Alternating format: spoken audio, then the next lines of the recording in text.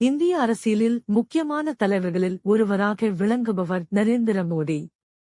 1950ஆம் ஆண்டு குஜராத் மாநிலத்தின் வட்நகர் என்ற நகரில் பிறந்த அவர், இளமையிலேயே சமூக சேவையிலும் ஒழுங்கமைப்பு பணிகளிலும் ஆர்வம் காட்டினார்.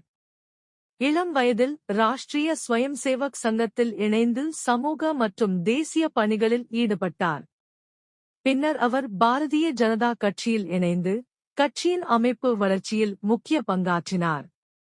அவரது செயல்பாடுகள் காரணமாக அரசியல் துறையில் அவர் விரைவாக முன்னேறினார். 2001ஆம் ஆண்டு குஜராத் மாநிலத்தின் முதல்வராக பொறுப்பேற்று பல்வேறு வளர்ச்சி திட்டங்களை முன்னெடுத்து மாநில வளர்ச்சிக்கு முக்கிய பங்காற்றினார். 2014ஆம் ஆண்டு நடைபெற்ற பொதுத் தேர்தலில் பாரதிய ஜனதா கட்சி வெற்றி பெற்றதைத் தொடர்ந்து நரேந்திர மோடி இந்தியாவின் பிரதமராக பதவியேற்றார். அதன் பின்னர் தேசிய மற்றும் சர்வதேச மேடைகளில் இந்தியாவை பிரதிநிதித்துவப்படுத்தி உலக அரசியலில் முக்கியமான தலைவராக தொடர்ந்து செயல்பட்டு வருகிறார்.